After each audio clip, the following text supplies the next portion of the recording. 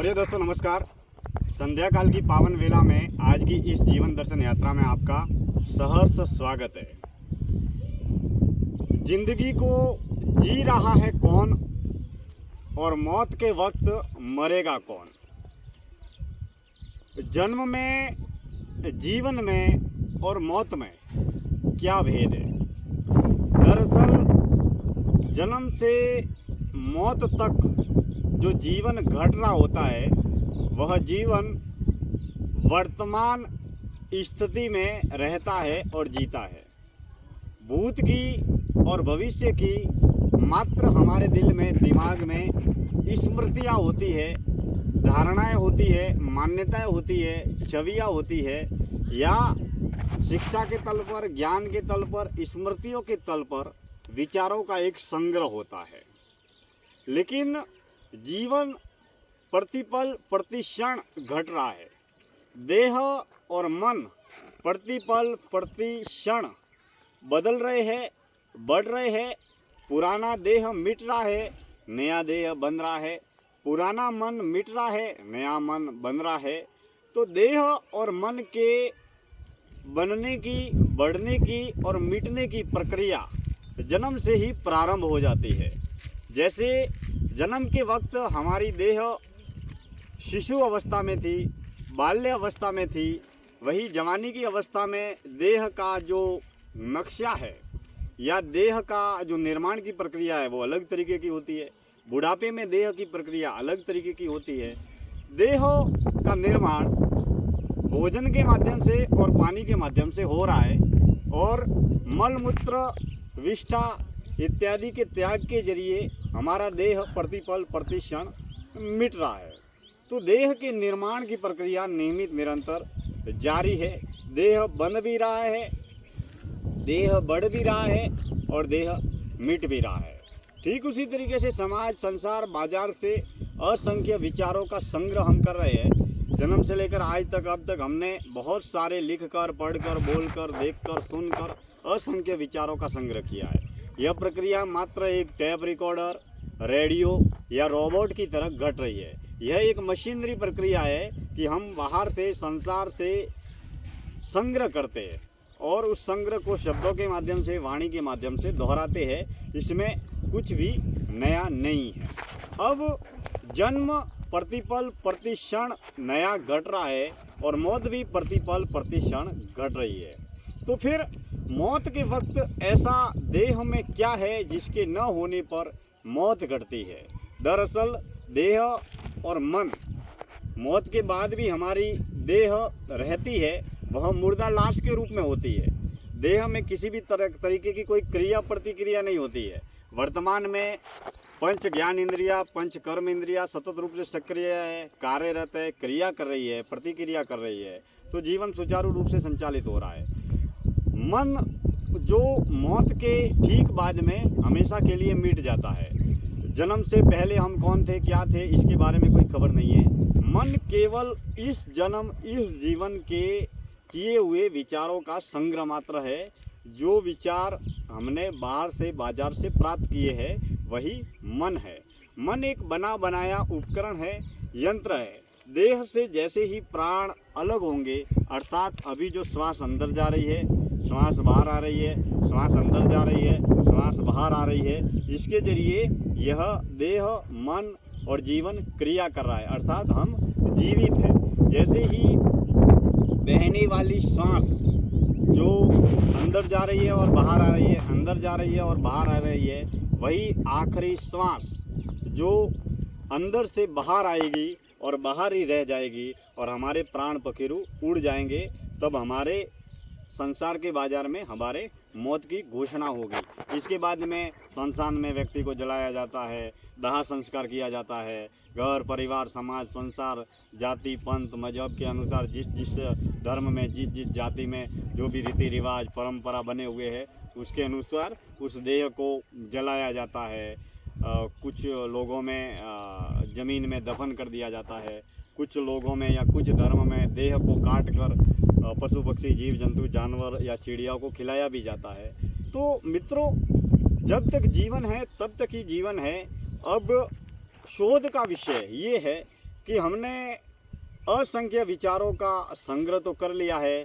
आत्मा क्या है, परमात्मा क्या है, जन्म क्या है, मौत क्या है, स्वर्ग क्या है, नरक क्या है, पाप क्या है, पुण्य क्या है, यह ज्ञान जो हमने बाहर से प्राप्त किया है, जिसके बारे में तमाम तरीके की अलग अलग मान्यता है, धारणा है, अवधारणा है, उसी के अनुरूप हम अपने जीवन को जानते हैं। हर व्यक्ति अपने द्वारा बने बनाए विचारों का, शिक्षा का, ज्ञान का, अनुभव का गुलाम है।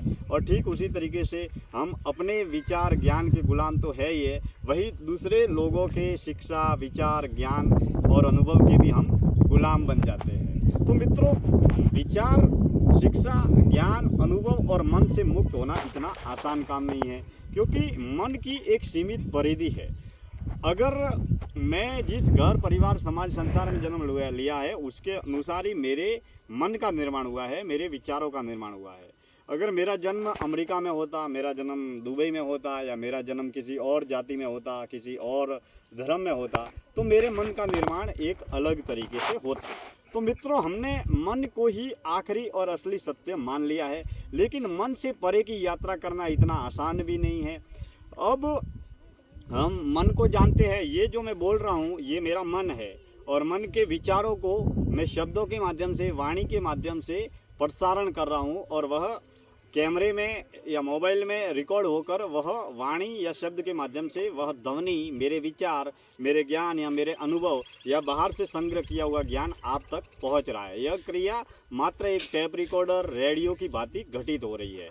लेकिन देह जो है वो ये जिसे स्पर्श कर सकते हैं, जिसे महसूस कर सकते हैं, देह क्रिया कर रहा है, और देह के माध्यम से ही जान पहचान हमारी संसार के बाजार में होती है कि ये व्यक्ति है, इस देह का, इस मन का और इसके जीवन का ये नाम है, और नाम हमें बचपन से ही दे दिया जाता है।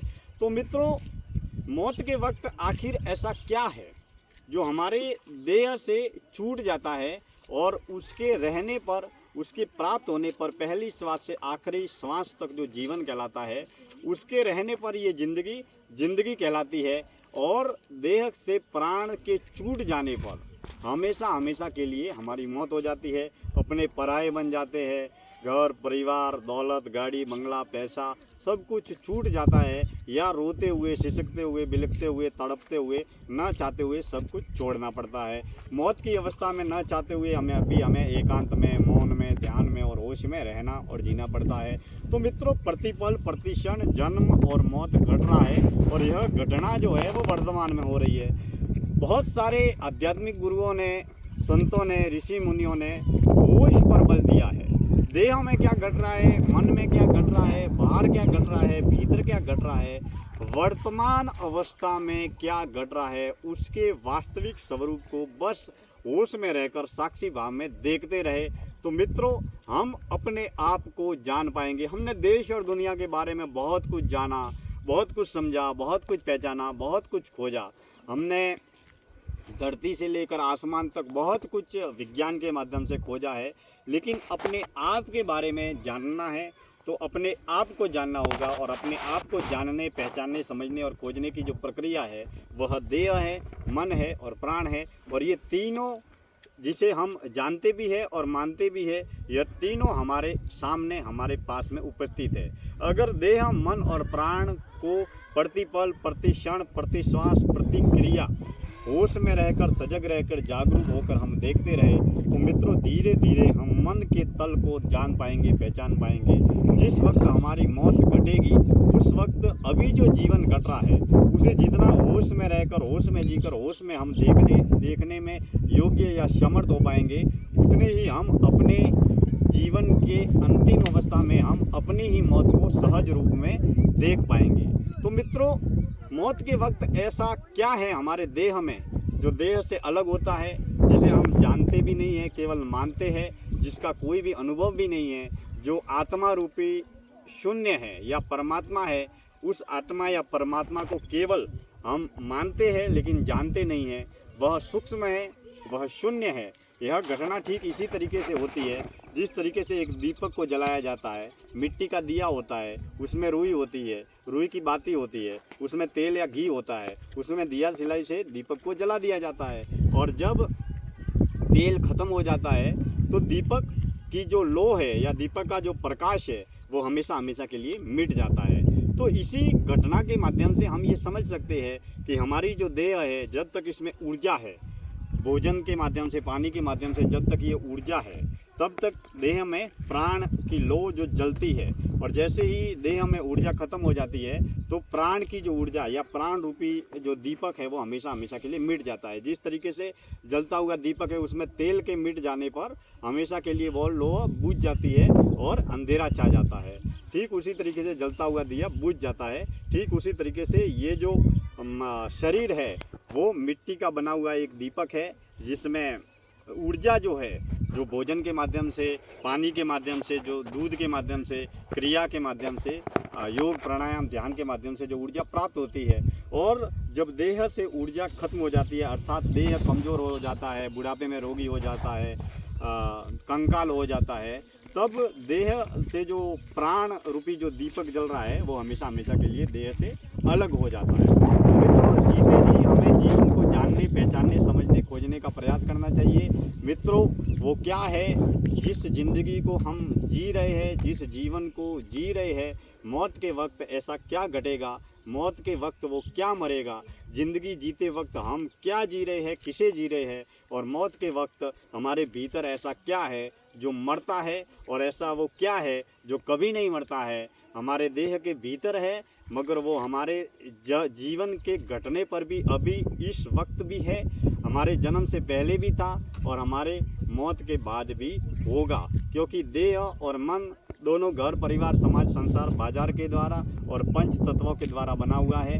मित्रों, पंच तत्व की देह है और पंच तत्व से बना हुआ ये संसार है, और पंच विकारों के माध्यम से हम इस जीवन को जीते हैं और जीवन की प्रक्रिया को पंच विकारों के माध्यम से, क्रियाओं के माध्यम से आगे बढ़ाते हैं। और हम उस असली सत्य और शून्य के दर्शन करने के लिए योग के माध्यम से, ध्यान के माध्यम से, सात्विक सतोगुणी कर्मों के माध्यम से उस जीवन के आखिरी असली गुमनाम अज्ञात सत्य को खोजने और अनुभव करने का प्रयास करें। तो मित्रों, सचमुच हम अपने जीवन को जीते जी मुक्ति की ओर आगे बढ़ पाएंगे और जीते जी मुक्त हो पाएंगे। क्योंकि जीवन लगातार घटने वाली घटना है और मौत भी एक क्षण भर की, पल भर की घटने वाली घटना है। अगर जीवन की हर घटना को हम जागरूकता और होश में रहकर देखें तो मित्रों, जिस दिन हमारी मौत आएगी उस दिन हम एकांत में होंगे, अज्ञात में होंगे, मौन होंगे, ध्यान में होंगे या होश में होंगे। उस आखिरी अवस्था को होश में रहकर, होश में जीकर, हमारे देह से प्राण के अलग होने की घटना को, अर्थात हम हमारे मरने की वास्तविक, स्वाभाविक, रहस्यमयी घटना को होश में रहकर साक्षी भाव में देख पाएंगे। लेकिन इसके लिए प्रतिपल, प्रति क्षण, प्रति श्वास, प्रतिक्रिया को जागरूक रहकर, होश में रहकर, बिना किसी प्रतिक्रिया या बिना किसी क्रिया के देखने का प्रयास और अभ्यास नियमित निरंतर करते रहना चाहिए। मित्रों, मैं रोहिड़ा गांव के पास में वासा गांव में हूँ। वासा गांव के जाबेश्वर महादेव के इस प्रांगण में ये जो तालाब है और तालाब के पीछे ये खिले हुए कमल के फूल है। तालाब में पानी है और पानी में खिले हुए कमल के फूलों का ये सुंदर नज़ारा नज़र आ रहा है। और आज की संध्या काल की वेला में मैं दिनेश्वर माली आज की जीवन दर्शन यात्रा का समापन करता हूँ।